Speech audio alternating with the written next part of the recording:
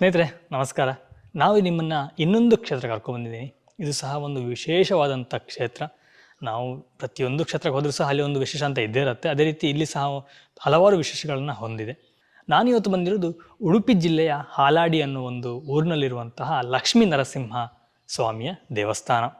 ಇದು ತುಂಬ ಪುರಾತನವಾದ ದೇವಸ್ಥಾನ ಹೌದು. ಹಾಗೆಯೇ ಹಲವಾರು ವೈಶಿಷ್ಟ್ಯಗಳನ್ನು ಹೊಂದಿರುವಂಥ ದೇವಸ್ಥಾನ ಇದು. ಇಲ್ಲಿ ಮೂರ್ತಿ ಅಥವಾ ದೇವಸ್ಥಾನ ಆಗಲಿ ಪ್ರತಿಯೊಂದು ಒಂದೊಂದು ವಿಶೇಷತೆಯನ್ನು ಹೊಂದಿದೆ. ನಾನು ನಿಮಗೆ ದೇವಸ್ಥಾನ ಒಳಗೆ ಕರ್ಕೊಂಡು ಹೋಗ್ತೀನಿ, ದೇವರ ದರ್ಶನವನ್ನು ಮಾಡಿಸ್ತೀನಿ. ಹಾಗೆಯೇ ಇಲ್ಲಿರುವಂಥ ವಿಶೇಷತೆಗಳ ಬಗ್ಗೆ ಸಹ ನಾನು ಸಂಪೂರ್ಣವಾಗಿ ತಿಳಿಸ್ತೀನಿ. ಇಲ್ಲಿಯ ಅರ್ಚಕರಿದ್ದಾರೆ, ಅವರನ್ನು ಸಹ ಮಾತಾಡ್ಸೋಣ. ಅವ್ರ ಹತ್ರ ಸಹ ನಾವು ಇಲ್ಲಿಯ ವಿಶೇಷತೆಯನ್ನು ತಿಳಿಯೋಣ. ಅದಕ್ಕಿಂತ ಮುಂಚೆ ಇಲ್ಲಿ ಒಂದು ಹೊಳೆ ಇದೆ ಅಂತೆ, ಅಲ್ಲಿ ಇದರ ಮೂಲ ಬಿಂಬ ಸಹ ಇದೆ ಅಂತೆ. ನಾವು ಹೋಗಿ ಅದರ ಮೂಲವನ್ನು ನಾವು ಹೋಗಿ ನೋಡಿಕೊಂಡು ಅಲ್ಲಿಯ ನದಿಯ ಜಲವನ್ನು ಪ್ರೋಕ್ಷಣೆ ಮಾಡಿಕೊಂಡು ಬರೋಣ. ಬನ್ನಿ, ನಾವು ಮೊದಲಿಗೆ ಆ ಹೊಳೆ ಹತ್ರ ಹೋಗಿ ಬರೋಣ. ಸ್ನೇಹಿತರೆ, ದೇವಸ್ಥಾನದ ಎದುರುಗಡೆಗೆ ಇಲ್ಲಿ ನಾವು ನದಿಯನ್ನು ನೋಡಬಹುದು. ತುಂಬ ಸುಂದರವಾದಂತಹ ಸ್ಥಳ. ಹಾಗೆಯೇ ಜನಜಂಗುಳಿ ಇಲ್ಲ. ನಾವು ಆಲ್ಮೋಸ್ಟ್ ಹೋಗುವಂಥ ಎಲ್ಲ ದೇವಸ್ಥಾನ ನೋಡಿರ್ತೀರಿ. ಯಾವುದೇ ದೇವಸ್ಥಾನಕ್ಕೆ ಹೋದರೂ ಸಹ ಜನಜಂಗುಳಿ ಇಲ್ಲದಿರುವಂಥ ದೇವಸ್ಥಾನ ನಿಮ್ಮನ್ನು ಕರ್ಕೊಂಡು ಹೋಗ್ತಿದ್ದೀನಿ. ಇಲ್ಲಿ ಬಂದಾಗ ನಾವು ಸಮಯವನ್ನು ಕಳೀಲಿಕ್ಕೆ ತುಂಬ ಒಂದು ಒಳ್ಳೆಯ ಒಂದು ಸ್ಥಳವಾಗಿರುತ್ತೆ. ನೋಡಿ, ಹೊಳೆಯನ್ನು ನೋಡಲಿಕ್ಕೆ ತುಂಬ ಖುಷಿ ಅನಿಸುತ್ತೆ. ಸ್ನೇಹಿತರೆ, ಇದು ವರಾಹಿ ನದಿ. ಈ ವರಾಹಿ ನದಿಯಲ್ಲಿ ನರಸಿಂಹ ಸ್ವಾಮಿಯ ಮೂಲ ವಿಗ್ರಹ ಇತ್ತು ಅಂತ ಭಟ್ರು ಹೇಳಿದ್ರು. ನೋಡೋಣ, ನಾವು ಅಲ್ಲಿ ಹೋಗಿ ಜಲವನ್ನು ಪ್ರೋಕ್ಷಣೆ ಮಾಡಿಕೊಂಡು ತೀರ್ಥ, ಇದು ಲಕ್ಷ್ಮೀ ನರಸಿಂಹನ ತೀರ್ಥ ಅಂತ ಹೇಳಿ ನಾವು ಇದನ್ನು ಪ್ರೋಕ್ಷಣೆ ಮಾಡಿಕೊಂಡು ಆಮೇಲೆ ಒಳಗೆ ಹೋಗಿ ಭಟ್ರನ್ನ ಮಾತಾಡ್ಸೋಣ. ನೋಡಿ, ಇಲ್ಲೊಂದು ಎಷ್ಟು ಚೆನ್ನಾಗಿದೆ ಅಂತ ಹೇಳಿದ್ರೆ ಅಷ್ಟು ಚೆನ್ನಾಗಿದೆ ಪ್ಲೇಸ್. ನೋಡಿ, ವರಾಹಿ ನದಿಯ ಸೌಂದರ್ಯ ಎಷ್ಟು ಚೆನ್ನಾಗಿದೆ ನೋಡಿ. ಅಲ್ಲಿಂದ ಹರ್ಕೊಂಡು ಹೀಗೆ ಕೆಳಗಡೆ ಹೋಗುತ್ತೆ. ನಾನು ಆ್ಯಕ್ಚುಲಿ ಒಂದು ವಿಡಿಯೋ ಹಾಕಿದ್ದೆ. ನನ್ನ ಸ್ನೇಹಿತರ ಜೊತೆ ಸೇರಿ ನಾವು ಹೊಳೆ ಶಂಕರ ನಾರಾಯಣ ಅನ್ನೋ ಒಂದು ದೇವಸ್ಥಾನಕ್ಕೆ ಹೋಗಿರ್ತೀವಿ. ಬಟ್ ಅಲ್ಲಿ ನಾವು ದೇವಸ್ಥಾನಕ್ಕೆ ಹೋದಲ್ಲ, ಒಂದು ಮದುವೆಗೆ ಹೋದ್ದು. ಆ ಮದುವೆ ಹೋದಾಗ ನಾವು ಇದೇ ನದಿಯಲ್ಲಿ, ಅಂದರೆ ಅಲ್ಲಿ ಕಂಟಿನ್ಯೂ ಆಗುವಂತಹ ಇದೇ ನದಿ, ನಾವು ಅಲ್ಲಿ ಹೋಗಿ ಆಟ ಆಡಿದ್ವಿ. ನಾವು ಸುಮಾರು ಒಂದು 10-15 ಜನ ಸೇರಿ ಹೋಗಿದ್ದು ನಾವು. ಅದರ ನೆನಪಿಗೆ ಬರ್ತಾ ಇದೆ. ಈ ದೇವಸ್ಥಾನಕ್ಕೆ ಬರುವವರು ಪ್ರತಿಯೊಬ್ಬರು ಸಹ ಹಾಗೆ ಈ ಹೊಳೆಗೆ ಬಂದು ಇಲ್ಲಿಯ ಜಲವನ್ನು ಪ್ರೋಕ್ಷಣೆ ಮಾಡ್ಕೊಳ್ಳಿ. ನೋಡಿ, ನಮ್ಮ ನಿಖಿತೀಗ ಪ್ರೋಕ್ಷಣೆ ಮಾಡ್ಕೊಳ್ತಿದ್ದಾನೆ. ಈ ರೀತಿಯಾಗಿ ಪ್ರೋಕ್ಷಣೆ ಮಾಡಿಕೊಂಡು ದೇವಸ್ಥಾನಕ್ಕೆ ಹೋಗಿ ದೇವರ ದರ್ಶನವನ್ನು ಮಾಡೋದು ತುಂಬಾ ಒಳ್ಳೆಯದು. ನದಿ ನೋಡಲಿಕ್ಕೆ ತುಂಬ ಚೆನ್ನಾಗಿದೆ. ಇನ್ನೊಂದು, ಈ ರೀತಿಯಾಗಿ ಈ ಸ್ಥಳಗಳಿಗೆ ಬಂದಾಗ ನದಿಗೆ ಇಳಿಯುವಂತಹ ಸಾಹಸ ಮಾಡಲಿಕ್ಕೆ ಹೋಗಬೇಡಿ. ಯಾಕೆಂದರೆ ಇಲ್ಲಿರುವಂಥ ನದಿಯ ಆಳ ನಮಗೆ ಗೊತ್ತಿರೋದಿಲ್ಲ. ನೀರಿನ ರಭಸ ತುಂಬ ಇರುತ್ತೆ. ನೋಡಲಿಕ್ಕಿದು ಶಾಂತವಾಗಿದೆ, ಆದರೆ ನೀರಿನ ರಭಸ ಇದೆ. ನಮಗೆ ಸ್ವಲ್ಪ ಈ ನದಿಗಳ ಬಗ್ಗೆ ಗೊತ್ತಿರೋದ್ರಿಂದ ಅದರ ಒಂದು ಗೋಚರತೆ ನಮ್ಗೆ ಆಗ್ತಾ ಇದೆ. ಸ್ನೇಹಿತರೆ, ಬನ್ನಿ ನಾವು ಒಳಗೆ ಹೋಗಿ ದೇವರ ದರ್ಶನವನ್ನು ಮಾಡ್ಕೊಂಬರೋಣ. ಇದು ಮುಖ್ಯ ದ್ವಾರ. ನಾವು ಹೀಗೆ ಒಳಗೆ ಬಂದರೆ ನಮಗೆ ದೇವಸ್ಥಾನವನ್ನು ನೋಡಬಹುದು. ಇಲ್ಲಿರುವಂಥದ್ದು ವಸಂತ ಮಂಟಪ. ಹಾಗೆಯೇ ಇನ್ನೊಂದು ಇಲ್ಲಿ ವಿಶೇಷತೆ ಇದೆ ನೋಡಿ. ಇಲ್ಲಿ ಆ್ಯಕ್ಚುಲಿ ಮೇಲೆ ಅಣಿಸಿದ್ದಾರೆ. ಇಲ್ಲಿ ಸೂರ್ಯನ ಕಿರಣ ನೇರವಾಗಿ ದೇವಸ್ಥಾನ, ಅಂದರೆ ದೇವರ ಮೇಲೆ ನರಸಿಂಹ ದೇವರ ಪೀಠವನ್ನು ಸ್ಪರ್ಶ ಮಾಡಿರುವಂಥ ಚಿತ್ರ ನೋಡಿ. ಇಲ್ಲಿ ಬೆಳಕಿಲ್ಲಿದೆ ನೋಡಿ. ಇಲ್ಲಿ ಬಿಸಿಲು ಬಿದ್ದು ದೇವರ ಪೀಠಕ್ಕೆ ಬಿಸಿಲು ಬಿದ್ದಿದೆ.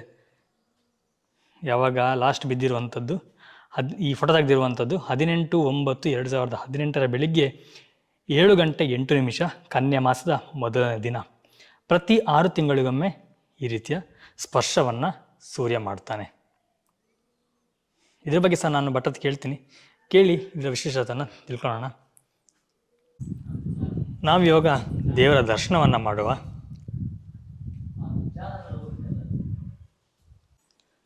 ನೋಡಿ, ನಮಗಿಲ್ಲಿ ವಿಗ್ರಹವನ್ನು ನೋಡ್ಬೋದು, ತುಂಬ ಚೆನ್ನಾಗಿದೆ. ಒಳಗಿರುವಂಥ ವಿಗ್ರಹ ಈ ರೀತಿಯಾಗಿ ಇರುವಂಥದ್ದು. ಇಲ್ಲಿ ಹೊರಗಡೆ ಫೋಟೋ ಸಹ ಹಾಕಿದ್ದಾರೆ, ನಾವು ಇದನ್ನು ನೋಡ್ಕೋಬೋದು. ಇದೇ ರೀತಿ ಆಗಿರ್ಬೋದು. ಹಾಗೆಯೇ ಇದು ಏಕಶಿಲಾ ಮೂರ್ತಿಯಾಗಿದೆ. ಹಾಗೆಯೇ ಇನ್ನೊಂದು ನಾನು ವಿಶೇಷತೆ ಬಗ್ಗೆ ನನಗೆ ಭಟ್ರು ಹೇಳಿದ್ರು. ಆ್ಯಕ್ಚುಲಿ ನಾವೀಗ ಹೊರಗಡೆ ಬಂದಿರ್ತೀವಿ, ನಾವು ಹೀಗೆ ನಿಂತಾಗ ನಮಗೆ ದೇವರ ಮೂರ್ತಿ ಅಷ್ಟು ಸ್ಪಷ್ಟವಾಗಿ ಕಾಣೋದಿಲ್ಲ. ಅದಕ್ಕಾಗಿ ನಾವು ಎರಡು ಕೈಯನ್ನು ಈ ರೀತಿ ಇಟ್ಟು ನೀವು ಮೂರ್ತಿಯನ್ನು ನೋಡಿದಾಗ ತುಂಬ ಚೆನ್ನಾಗಿ ಸ್ಪಷ್ಟವಾಗಿ ಕಾಣುತ್ತೆ. ಯಾರಾದರೂ ಬಂದಾಗ ನೀವು ಮುಖಕ್ಕೆ ಈ ರೀತಿ ಕೈ ಇಟ್ಟು ದೇವರನ್ನು ಮೂರ್ತಿಯನ್ನು ನೋಡಿದ್ರೆ ನಿಮಗೆ ಸ್ಪಷ್ಟವಾಗಿ ಇಲ್ಲಿ ಕಾಣುತ್ತೆ. ಸ್ನೇಹಿತರೆ, ಹಾಗೆಯೇ ದೇವಸ್ಥಾನದ ಬಲಭಾಗದಲ್ಲಿ ಬಲಮುರಿ ಮಹಾಗಣಪತಿಯ ವಿಗ್ರಹ ಸಹ ನಾವು ನೋಡಬಹುದು.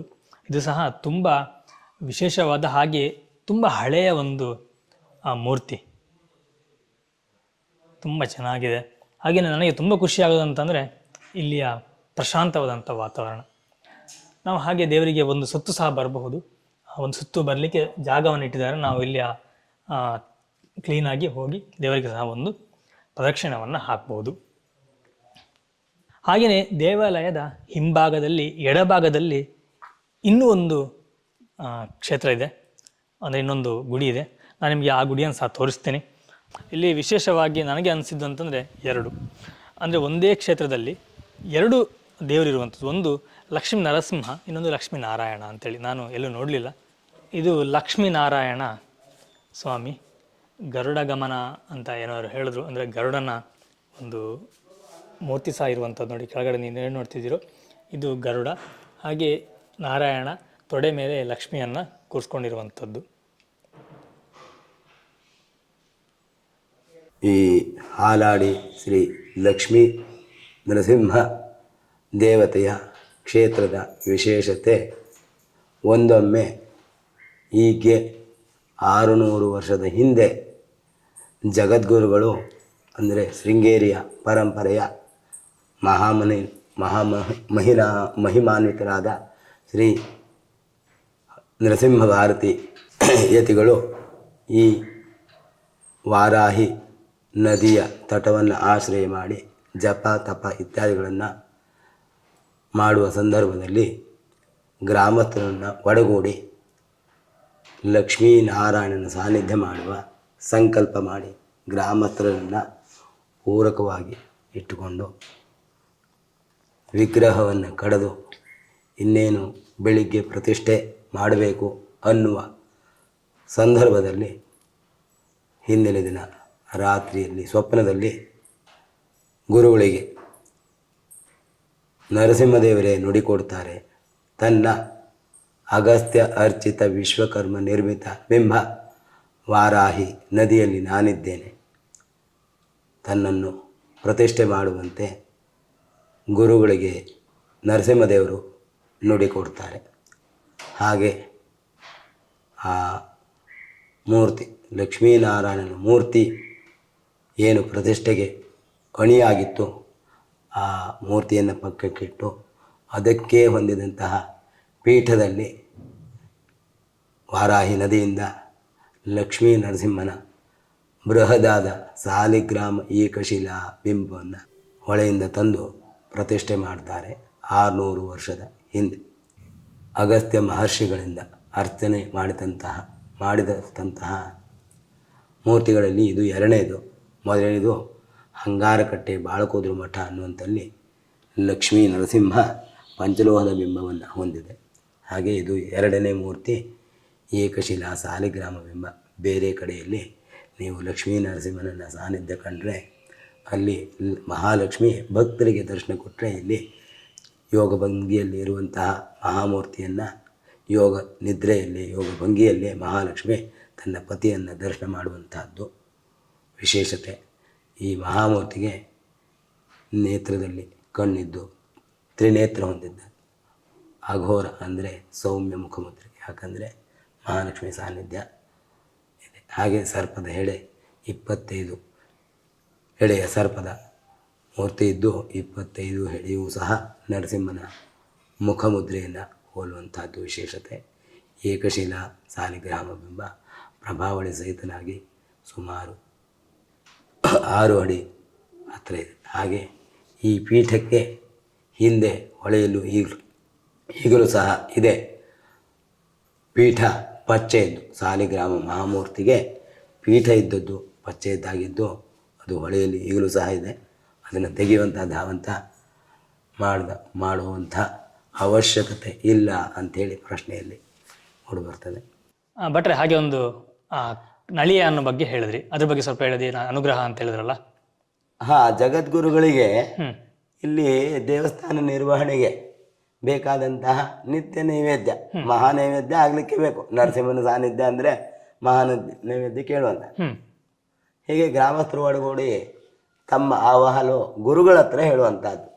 ದೇವ್ರ ಹತ್ರ ಹೇಳಬೇಕಲ್ಲ, ಗುರುಗಳ ಹತ್ರ ಹೇಳಿದವಾಗ ಅವರು ಏನು ತೊಂದರೆ ಅಂತ ಕೇಳಿದವಾಗ ಸಮರ್ಪಣೆ ಆಗ್ತಾ ಇಲ್ಲ, ಸರಿಯಾಗಿ ಸಮರ್ಪಕ ಆಗ್ತಾ ಇಲ್ಲ, ನಮಗೆ ಕೊಡ್ಲಿಕ್ಕೆ ಶಕ್ಯ ಆಗ್ತಾ ಇಲ್ಲ ಅನ್ನುವಂತಹ ಸಂದರ್ಭದಲ್ಲಿ ಬಹುಶಃ ಈ ಧಾನ್ಯ ಸಂಗ್ರಹ ನಿತ್ಯ ವಾರ್ಷಿಕವಾಗಿ ಧಾನ್ಯ ಸಂಗ್ರಹ ಆಗಬೇಕಲ್ಲ, ಕಡಿಮೆ ಪ್ರಮಾಣ ಬರ್ತಾ ಇರುವಾಗ ಏನು ತೊಂದರೆ, ಈ ಒಂದು ವಿಶೇಷ ನಳಿಯ ಅನ್ನುವಂತಹ ಕಳೆ ಸಸ್ಯ ವೃದ್ಧಿಯಿಂದಾಗಿ ನಮ್ಮ ಭತ್ತಗಳು ಸರಿಯಾಗಿ ತತ್ಕಾಲಕ್ಕೆ ಇಳುವರಿ ಹೆಚ್ಚಾಗಿ ಸಿಗ್ತಾ ಇಲ್ಲ, ಕಡಿಮೆ ಪ್ರಮಾಣದಲ್ಲಿ ಆಗ್ತಾ ಇದೆ ಅನ್ನುವಂತಹದ್ದು ಗುರುಗಳಲ್ಲಿ ಅಹವಾಲು ಸಲ್ಲಿಸಿದಾಗ ಅವರು ವಿಶೇಷವಾಗಿ ಈ ಹಾಲಾಡಿ ಗ್ರಾಮದಲ್ಲಿ ಸುತ್ತಲೂ ಸಹ ಯಾವುದೇ ರೀತಿಯ ಕೀಟಬಾಧೆ ಇರ್ಬೋದು, ಈ ಸಸ್ಯದ ಬಾಧೆ ಇರ್ಬೋದು, ಅದು ಪೂರ್ಣ ಈ ತತ್ಕಾಲದಿಂದಲೇ ನಿರ್ನಾಮ ಆಗಿ ಸುಭಿಕ್ಷವಾದ ಬೆಳೆ ನಿಮ್ಮ ಕೈಗೆ ದೊರೆತು ದೇವತಾ ಸಾನ್ನಿಧ್ಯಕ್ಕೆ ನಿಮ್ಮ ಸಮರ್ಪಣಾ ಭಾವ ಇನ್ನೂ ಹೆಚ್ಚಾಗಲಿ, ಧಾನ್ಯ ಸಂಪತ್ತು ನಿಮ್ಮಲ್ಲೂ ವೃದ್ಧಿ ಆಗಲಿ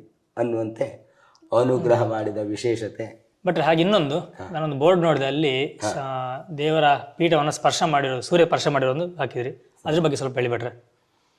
ಈ ಆಲಯ ಅಂದರೆ ವಾಸ್ತು ಪ್ರಕಾರ ಆಲಯ ಇದು ನಿರ್ಮಾಣ, ಇದ್ರ ಹಿಂದಿದ್ದಂಥದ್ದು ಈ ಆಲಯದಲ್ಲೂ ಸಹ, ಹಿಂದೆ ಇದ್ದಂಥ ಆಲಯದಲ್ಲೂ ಸಹ ಇದೇ ರೀತಿಯ ರಶ್ಮಿಯ ಒಂದು ಸಂಪರ್ಕ ಇದ್ದದ್ದು. ವರ್ಷದಲ್ಲಿ 2 ಬಾರಿ ಮಾರ್ಚ್ ಹಾಗೂ ಅಂದರೆ ಮೀನ ಮಾಸ ಹಾಗೂ ಕನ್ಯಾ ಮಾಸ, ಮೇಷಾದಿ ಮೇಷ ವೃಷಭಾದಿ ಮಾಸಗಳಲ್ಲಿ 6ನೇ ಮಾಸ ಕನ್ಯಾ ಮಾಸ. ಆ ಸಂದರ್ಭ ಅಂದರೆ ಸೆಪ್ಟೆಂಬರ್ ತಿಂಗಳು ಈ ಗಣಪತಿ ಹಬ್ಬದ ಗೌರಿ ಗಣೇಶ ಹಬ್ಬದ ಹಿಂದೆ ಮುಂದೆ ಆ ಮಹಾಮೂರ್ತಿಗೆ ಈ ತೀರ್ಥ ಮಂಟಪದ ಶಿಖರದ ಮೊದಲನೆಯ ಹಲಿಗೆಯ ಶಿಲಾ ಹಲಿಗೆ ಇದೆಯಲ್ಲ, ಆ ಭಾಗದಿಂದ ನೇರವಾಗಿ ಒಂದು ವೃತ್ತಾಕಾರದ ರಶ್ಮಿ ಮಹಾದೇವತೆ ಕೆಳಗೆ ಗರುಡನ ಭಾವಚಿತ್ರ ಇದೆ. ಅಲ್ಲಿಯ ಪಾದಕ್ಕೆ ಅಂದರೆ ಮೊಣಕಾಲಿಗೆ ಈ ರಶ್ಮಿ 2 ನಿಮಿಷ 2-2.5 ನಿಮಿಷ ಸ್ಪರ್ಶವಾಗ್ತದೆ. ಒಂದು 2 ದಿನ ಅಥವಾ 3 ದಿನ ಕಾಣಕ್ಕೆ ಶಕ್ಯ ಇರುತ್ತೆ. ಬೆಳಿಗ್ಗೆ 7 ಗಂಟೆ ಅಂದರೆ ಕೆಂಪು ಸೂರ್ಯನ ರಶ್ಮಿ, ಮೊದಲ ರಶ್ಮಿ ಬೀಳುವಂತಹದ್ದು. ಹಾಗೆ ಮತ್ತೊಮ್ಮೆ ಮಾರ್ಚ್ ತಿಂಗಳು ಅಂದರೆ ಸಂಕ್ರಮಣ, ಪ್ರತಿ ಸಂಕ್ರಮಣದ ಆಸುಪಾಸು ಈ ಮಾರ್ಚ್ ತಿಂಗಳಲ್ಲಿ 20-22ನೇ ತಾರೀಕು ಆಗ್ಬೋದು. ಹೀಗೆ ಒಟ್ಟು ವರ್ಷದಲ್ಲಿ 2 ಬಾರಿ ಸೂರ್ಯರಶ್ಮಿ ದೇವತೆ ಪಾದಕ್ಕೆ ಬೀಳುವಂತಹದ್ದು. ಹಾಗೆ ಆಚೀಚಿ ಇರುವಂತಹ ಮಹಾಗಣಪತಿ ಸಾನ್ನಿಧ್ಯ, ಬಲಮುರಿ ಮಹಾಗಣಪತಿ ಸಾನ್ನಿಧ್ಯ ಹಾಗೂ ಲಕ್ಷ್ಮೀನಾರಾಯಣ ಸಾನ್ನಿಧ್ಯ, ಅಲ್ಲೂ ಸಹ ಈ ದಿನದ ವ್ಯತ್ಯಯದಲ್ಲಿ ಅಲ್ಲೂ ಸಹ ಸೂರ್ಯರಶ್ಮಿ ಕಾಣಿಸ್ಕೊಳ್ಳುವಂತಹದ್ದು ಇದೆ, ಬಿಂಬಕ್ಕೆ ಬೀಳುವಂತಹದ್ದು. ಹಾಗಾಗಿ ವಾಸ್ತು ಪ್ರಕಾರ ಇರುವಂತಹ ಒಂದು ನೋಟವನ್ನು ನಾವು ಗಣನೆ ಮಾಡಬೇಕು. ಇದೊಂದು ವಿಶೇಷವಾದದ್ದು. ಸರಿ, ಈಗ ನಾವು ಇದನ್ನ ಭಕ್ತಾದಿಗಳು ನೋಡಬಹುದಾ? ಆ ಸಮಯದಲ್ಲಿ ಬಂದ್ರೆ ದರ್ಶನಕ್ಕೆ ಅವಕಾಶ ಇದೆ. ಸ್ವಲ್ಪ ಅಂದ್ರೆ ಅದು ಈ ದೇವತೆಯ ಅಂತರ ಅಂದ್ರೆ ಎತ್ತರ ಜಾಸ್ತಿ ಇರೋದ್ರಿಂದ ಸ್ವಲ್ಪ ಪ್ರಮಾಣದಲ್ಲಿ ಕಾಣುತ್ತೆ. ಸರಿ, ಹಾಗೆ ಭಟ್ರೆ ಇಲ್ಲಿ ವಿಶೇಷವಾಗಿ ಪೂಜೆ ಎಲ್ಲ ಹೇಗೆ? ವಿಶೇಷ ವೈಶಾಖ ಮಾಸದಲ್ಲಿ ಈ ದೇವತೆಯ ಜಯಂತಿ ರಥೋತ್ಸವ, ಅಂದ್ರೆ ಈ ಭಾಗದಲ್ಲಿ ಹಬ್ಬ ಅನ್ನುವಂಥದ್ದು ರಥೋತ್ಸವ, ನರಸಿಂಹ ಜಯಂತಿ ಬರ್ತದೆ. ಈ ಸಾರಿ 4-5 ತಾರೀಕಿನಲ್ಲಿ, ಮೇ ತಿಂಗಳಲ್ಲಿ ಆಗ್ತದೆ. ಸುಮಾರು 2ನೇ ತಾರೀಕಿಂದ ಕಾರ್ಯಕ್ರಮ ಆಗಿ ಸುಮಾರು 7ನೇ ತಾರೀಕುವರೆಗೂ ಈ ದೇವತೆಯ ಹಬ್ಬ ಹರಿದನ. ಭಟ್ರೆ ಹಾಗೆ ಪ್ರತಿನಿತ್ಯ ಪೂಜಾ ಸಮಯ ಏನು ಭಟ್ರೆ? ಸುಮಾರು 7 ಗಂಟೆಯಿಂದ ಬೆಳಿಗ್ಗೆ 8:30 ಒಂದು ಪೂಜೆ, ನಂತರದಲ್ಲಿ 12 ಗಂಟೆಗೆ ಒಂದು ಮಹಾನೈವೇದ್ಯ ಸಹಿತ ಪೂಜೆ. ಸುತ್ತಲೂ ಮಹಾಗಣಪತಿ ಹಾಗೂ ಲಕ್ಷ್ಮೀನಾರಾಯಣ, ಆಂಜನೇಯನ ಸಾನ್ನಿಧ್ಯ, ಕೆಳಗೆ 2ನೇ ಆವರಣದಲ್ಲಿ ಗುರುಗಳ ಸಾನ್ನಿಧ್ಯ, ಕೆಳಗೆ ಅದ್ರ ಕೆಳಗೆ ನಾಗನ ಸಾನ್ನಿಧ್ಯ, ನಾಗಸುಬ್ರಹ್ಮಣ್ಯನ ಸಾನ್ನಿಧ್ಯ, ಹಾಗೆ ಉನ್ಮಳ್ತಿ ಬಬ್ಬರಿಯ ಅನ್ನುವಂತಹ ದೈವದ ಸಾನ್ನಿಧ್ಯ. ಇವೆಲ್ಲಕ್ಕೂ ಬೆಳಗ್ಗಿನ ಒಂದಾವರ್ತನ ಪೂಜೆ ನೆರವೇರ್ತದೆ. ಶನಿವಾರ ದೇವತೆಗೆ ಪವಮಾನ ಕಲಶದ ಅಭಿಷೇಕ ಸಾರ್ವತ್ರಿಕವಾಗಿ ನಡೆಯುವಂತಹದ್ದು. ಸರಿ. ಹಾಗೆ ಸಂಕ್ರಾಂತಿಯ ದಿನ ನರಸಿಂಹದೇವರಿಗೆ ನರಸಿಂಹ ಹೋಮ ಸಹಸ್ರ ಸಂಖ್ಯೆಯಲ್ಲಿ ಆಜ್ಯಾಹುತಿ ಸಂಕ್ರಾಂತಿಯ ದಿನ. ಹಾಗೆ ಸಂಕ್ರಾಂತಿಯ ದಿನ ಲಕ್ಷ್ಮೀನಾರಾಯಣನಿಗೆ ಸತ್ಯನಾರಾಯಣ ಕಥೆ ವಿಶೇಷತೆ. ಮಹಾಗಣಪತಿಗೆ ಚತುರ್ಥಿ ಅಂದರೆ ಸಂಕಷ್ಟಹಾರ ಚತುರ್ಥಿ ದಿನ ಮಹಾಗಣಪತಿ ಆಹ್ವಾನ ಇದು ನಡೆಯುವಂಥ. ಸರಿ. ಈಗ ದೂರದಿಂದ ಯಾರು ಭಕ್ತರು ಬಂದರೆ ಬೆಳಿಗ್ಗೆ 7 ಗಂಟೆಗೆಲ್ಲ ಬಂದರೆ ಆಗ್ತದಲ್ಲ? ಎಲ್ಲಾದರೂ ಕೋರಿಕೆಗಳು ತಮ್ಮ ಇಷ್ಟಾರ್ಥಗಳನ್ನು ನೆರವೇರೋದಕ್ಕಾಗಿ ದೇವತೆಯ ಸಮೀಪ ಪ್ರಾರ್ಥನೆ ಮಾಡಿಕೊಂಡು ರಂಗಪೂಜೆ ಅನ್ನುವಂಥದ್ದು, ಹಿರೇ ರಂಗಪೂಜೆ ಅನ್ನುವಂಥದ್ದು ನೆರವೇರಿಸೋದು ವಾಡಿಕೆ. ತಮ್ಮ ಅಭೀಷ್ಟತೆ ಸರಿ ಮಾಡುವಂಥ. ಹಾಗೆ ನಂಗೆ ಇಲ್ಲಿ ಒಂದು ಸರಿಯಾದ ಅಡ್ರೆಸ್ ಹೇಳಿಬಿಟ್ರೆ ಈ ಪ್ಲೇಸ್ ಇದು ನೀವು ಗೂಗಲ್ ಮ್ಯಾಪ್ ಇತ್ಯಾದಿಯಲ್ಲಿ ಅಥವಾ ನೀವು ಧಾರ್ಮಿಕ ದತ್ತಿ ಇಲಾಖೆಯಲ್ಲಿ ನೋಡಿದರೆ ಹಾಲಾಡಿ ಲಕ್ಷ್ಮೀನಾರಾಯಣ ದೇವಸ್ಥಾನ ಅಂತ ನಮೂದಿಸಲ್ಪಟ್ಟಿದೆ. ಇದು ನರಸಿಂಹನ ಸಾನ್ನಿಧ್ಯ. ಹಾಲಾಡಿ ಲಕ್ಷ್ಮೀ ನರಸಿಂಹ ದೇವಸ್ಥಾನ 76 ಹಾಲಾಡಿ, ಇನ್ನೊಂದಿರುವಂತಹದ್ದು 28 ಹಾಲು. ಸರಿ ಸರಿ. ಹಾಗೆ ಈ ದೇವತೆ ಸಮೀಪವೇ ಆಚೀಚೆಗೆ ಒಂದು ಜಲದುರ್ಗೆ ಅನ್ನುವಂತಹದ್ದು, ಹಾಗೆ ಮಾರಿಕಾನಲ್ಲಿ ದುರ್ಗಾ ಪರಮೇಶ್ವರಿ ದೇವತೆ, ಎಲ್ಲದಕ್ಕೂ ಒಂದಕ್ಕೊಂದು ಪೂರಕ ಇರುವಂತಹ ದೇವತೆ. ಸರಿ. ತುಂಬ ಧನ್ಯವಾದ ಭಟ್ರೆ, ತುಂಬ ಮಾಹಿತಿನ ತಿಳಿಸ್ಕೊಟ್ರಿ. ಹಾಗೆ ಸಂತೋಷ. ಬಂದ ಯಾರು ಭಕ್ತರು ಬರೋದು ಅವ್ರಿಗೆ ಅನುಕೂಲ ಆಗಲಿ ಅಲ್ವಾ? ಬಂದು ತಮ್ಮ ಕೈಲಾದ ಸೇವೆ ಕೈಗೊಳ್ಳಿ, ತಮ್ಮ ಅಭೀಷ್ಟಗಳನ್ನು ನೆರವೇರಿಸಿಕೊಂಡು ಪದೇ ಪದೇ ಮತ್ತೊಮ್ಮೆ ದೇವತಾ ಸಾನ್ನಿಧ್ಯಕ್ಕೆ ಬರುವಂಥ ಒಂದು ಸೌಭಾಗ್ಯ ಅವರದಾಗಲಿ ಅಂತ. ನಮಸ್ಕಾರ, ಥ್ಯಾಂಕ್ ಯು. ನೋಡಿ, ಇದು ದೇವಸ್ಥಾನದ ಹಿಂಭಾಗ. ಇಲ್ಲಿ ಈ ರೀತಿಯಾಗಿ ನಮ್ಮ ದೇವಸ್ಥಾನ ಕಾಣುತ್ತೆ. ಮುಂದ್ಗಡೆ ಅಲ್ಲಿ ನಮಗೆ ಮಾಡಿರೋದ್ರಿಂದ ಅಷ್ಟು ಕ್ಲೀನ್ ಕಾಣೋದಿಲ್ಲ, ಬಟ್ ಹಿಂಭಾಗ ನಿಂತು ನೋಡಿದಾಗ ತುಂಬ ಚೆನ್ನಾಗಿ ಕಾಣುತ್ತೆ. ಇಷ್ಟು ಚೆನ್ನಾಗಿದೆ, ಫುಲ್ಲು ಶಿಲಾಮಯ ಒಂದು ದೇವಸ್ಥಾನ. ನನಗೆ ಇನ್ನೊಂದು ಖುಷಿ ಅನಿಸ್ತಂದ್ರೆ ನೋಡಿ, ಕಲ್ಲುಗಳಲ್ಲಿ ಮಾಡಿರುವಂತಹ ಒಂದು ವಾಸ್ತುಶಿಲ್ಪ ಎಷ್ಟು ತುಂಬ ಚೆನ್ನಾಗಿದೆ ನೋಡಿ. ಇದೇ ರೀತಿ ಇಲ್ಲಿ ಅಭಿಷೇಕವಾದಂತಹ ನೀರು ಬರಲಿಕ್ಕೆ ಈ ರೀತಿಯಾಗಿ ಇಟ್ಟಿರುವಂಥದ್ದು. ಇಲ್ಲಿ ಒಂದು ಸಣ್ಣದಾಗಿ ಪಾತ್ರೆ ಥರ ಇಟ್ಟಿದ್ದಾರೆ, ತುಂಬ ಚೆನ್ನಾಗಿದೆ. ಇದು ಕಲ್ಲಿನಿಂದ ಮಾಡಿರುವಂಥದ್ದು. ಸ್ನೇಹಿತರೆ, ಇದಿಷ್ಟು ಈ ಕ್ಷೇತ್ರದ ಒಂದು ಮಾಹಿತಿಯಾಗಿತ್ತು. ಹಾಗೇನೆ ಯಾರಾದರೂ ಬರೋದಾದರೆ ನೀವು ಈ ಕ್ಷೇತ್ರಕ್ಕೆ ಬರ್ಬೋದು. ನಾನು ನಿಮಗೆ ಸಂಪೂರ್ಣವಾದ ಅಡ್ರೆಸ್ ಹಾಗೆಯೇ ಇಲ್ಲಿನ ಗೂಗಲ್ ಮ್ಯಾಪ್ ಲಿಂಕನ್ನು ಸಹ ಡಿಸ್ಕ್ರಿಪ್ಷನಲ್ಲಿ ಕೊಟ್ಟಿರ್ತೀನಿ. ನೀವು ಅದನ್ನು ಉಪಯೋಗ ಮಾಡಿಕೊಂಡು ಇಲ್ಲಿಗೆ ಬರ್ಬೋದು. ನಾವು ಸಹ ಇಲ್ಲಿ ಬಂದಿದ್ದು ಗೂಗಲ್ ಮ್ಯಾಪ್ ಲಿಂಕನ್ನು ಉಪಯೋಗ ಮಾಡಿಕೊಂಡೆ. ಸರಿಯಾಗಿ ಈ ಸ್ಥಳಕ್ಕೆ ಬಂದು ತಲುಪುತ್ತೆ. ಹಾಗಾಗಿ ಯಾವುದೇ ಟೆನ್ಷನ್ ಇಲ್ಲ, ಗೂಗಲ್ ಮ್ಯಾಪ್ ನೀವು ಯೂಸ್ ಮಾಡ್ಕೋಬೋದು. ಹಾಗೆ ಈ ಕ್ಷೇತ್ರದ ಒಂದು ಮಾಹಿತಿಯನ್ನು ನಿಮಗೆ ಕೊಟ್ಟಿದ್ದೀನಿ. ಈ ಕ್ಷೇತ್ರ ದರ್ಶನವನ್ನು ಮಾಡಿಯಾಗಿದೆ. ನಾವು ನಿಮಗಿನ್ನು ಮುಂದಿನ ಒಂದು ಕ್ಷೇತ್ರ ಸಿಗ್ತೀನಿ. ಎಲ್ಲರಿಗೂ ಒಳ್ಳೆಯದಾಗಲಿ. ನಮಸ್ಕಾರ.